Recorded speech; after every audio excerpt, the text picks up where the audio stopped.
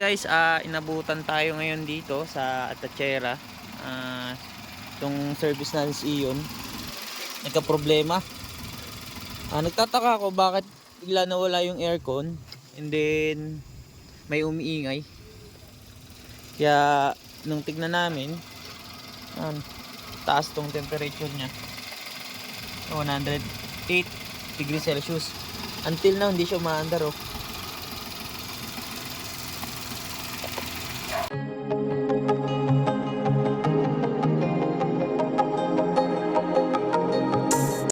Okay mga katrami, nandito ngayon tayo sa Pampanga.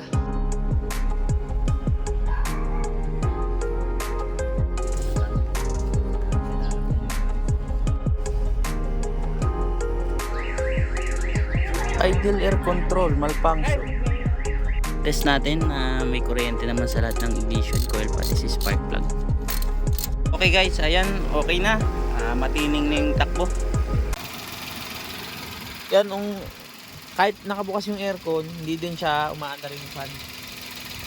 Ngayon, buti, meron tayo laging dala na extra fan para mapalitan siya at magamit natin pa uwi kasi Dasmariñas pa tayo uuwi. Ayaw pa rin. Kailangan yung temperature niya 3 pa rin. Bakit ngayon? Kasi nag-actuation test yan. Actuation test tayo. Bukan natin mag-actuation test kasi mababa eh.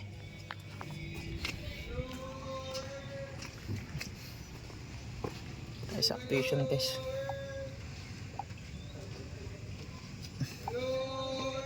Actuation test tayo ng fan. Start. Yan. Tumutunog naman yung ano niya relay eh. Ibig sabihin okay, may supply ng kuryente. Ang problema, itong fan dito hindi umaandar. Kaya kailangan papalitan itong radiator fan niya para maging okay ulit. Yan. Walang response. Ngayon back tayo, stop. Papalitan natin ng fan. Radiator fan? Radiator fan. Kaya nawala ng aircon din.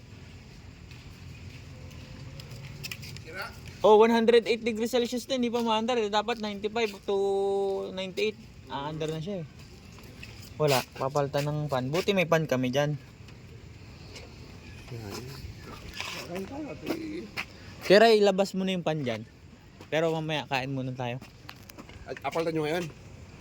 Ay, titira kami yan. Sabagay. Overheating yan eh.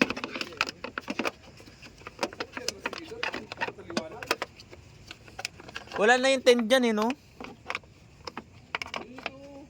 To, wala yung tent dyan. Lagi natin tong baon tong parts na to. You know, radiator fan ng Ion.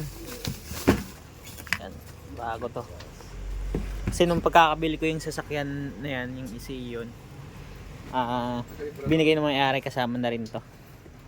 Kaya ang gagawin natin, baklasin naman natin ngayon. Ito na yung bagong pan. Tapos ito yung pan na original. Alam kung brand new ba to, para kasing hindi siya Hyundai oh. Kiyai Dongyang. Yan yung brand na iba. Ito, brand nito ay Airflow. Okay, kapit natin.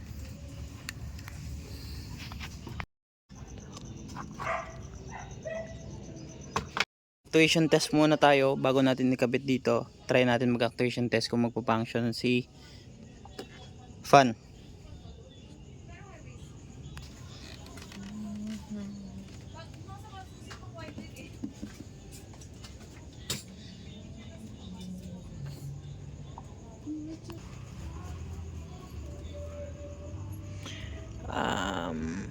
Actuation test, fan motor, start. Yun, okay na, success, okay na yung ating fan. Stop.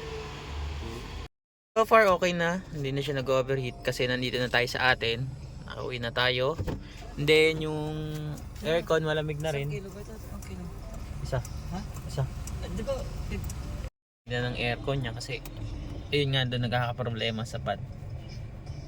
So far okay na. Nagmo-moist na yung aircon dito sa ano.